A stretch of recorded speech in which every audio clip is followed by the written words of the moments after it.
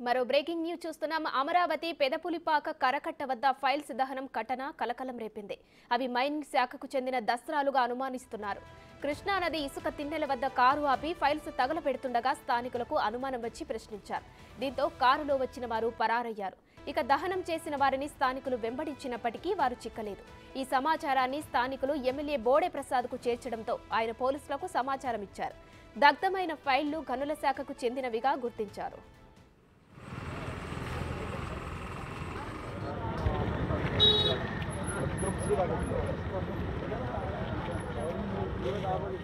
AP MDC దసరాలను మాజీ మంత్రి పెద్దిరెడ్డి అనుచరులే దహనం చేయాలని చూశారని భావిస్తున్నారు. కూటమి ప్రభుత్వం అధికారంలోకి వచ్చిన నేపథ్యంలో వాటిని కాల్చి పారేసే యత్నం చేసినట్లు తెలుస్తోంది. పలు దసరాలు హాట్ డిస్కులు కాలిపోయాయని ఎమ్మెల్యే బోడే ప్రసాద్ తెలిపారు. అధికారులు విచారణ చేపడితే అసలు విషయాలు వెలుగులోకి వస్తాయన్నారు.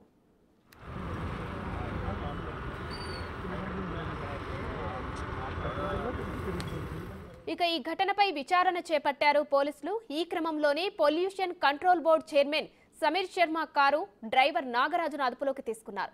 పోలీసుల విచారణలో నాగరాజు పలు కీలక విషయాలు వెల్లడించారు. సమీర్ శర్మ ఆదేశాలతోనే రికార్డులు దగ్ధం చేసినట్టు తెలిపారు డ్రైవర్ నాగరాజు.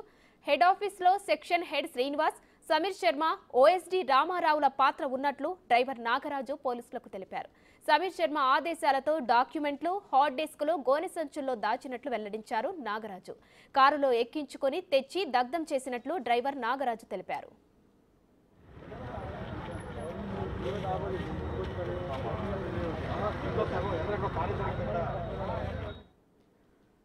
రైట్, ఈ ఘటనకు సంబంధించి మరిన్ని డీటెయిల్స్ మా ప్రతినిధి మల్లికార్జున్ లైవ్ లో అందిస్తారు. మల్లికార్జున్, అధిక సంఖ్యలో ఫైళ్లు దగ్ధమైన ఘటన చోటు చేసుకుంది పెదపులిపాక వద్ద.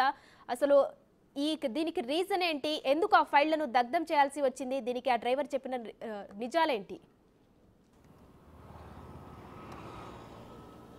గవర్నమెంట్కి ప్రభుత్వానికి సంబంధించిన కాలుష్య నియంత్రణ మండలితో పాటు మైనింగ్ శాఖకు సంబంధించిన ఫైల్స్ అన్నింటిని కూడా దగ్ధం చేసే ప్రయత్నం అయితే ఇక్కడ జరిగిందని కూడా చెప్పుకోవచ్చు. రాత్రి 9 గంటల సమయంలో ఏదైతే ఇప్పుడు మనం ఉన్న ప్రాంతం ఏదైతే ఉందో ఎర్రలకుదురు కట్ట అంటారు దీన్ని. ఇక్కడ దీని నుంచి ఇటు నుంచి అవనగడ్డ వెళ్ళే రూట్ ఇది ఈ యనమల కుదురు నుంచి కూడా కొంచెం దూరం వచ్చిన తర్వాత ఈ చెత్తా చెదారం అనేది మొత్తాన్ని కూడా ఇక్కడ ఈ ప్రాంతంలోనే వేసి కాలుస్తున్న ప్రయత్నం ఉంది. ఇక్కడకు రాత్రి 9 గంటల సమయంలో ఒక ఇనోవా కార్లు, అది కూడా ఆ ఇనోవా కారు కూడా ప్రభుత్వం స్టిక్కరు అంటించుకొని ఉందని కూడా చెప్తున్నారు. గవర్నమెంట్ వెహికల్ అంటూ కూడా దాని మీద ఉందని స్థానికులు చెబుతున్న పరిస్థితి కూడా కనిపిస్తూ ఉంది.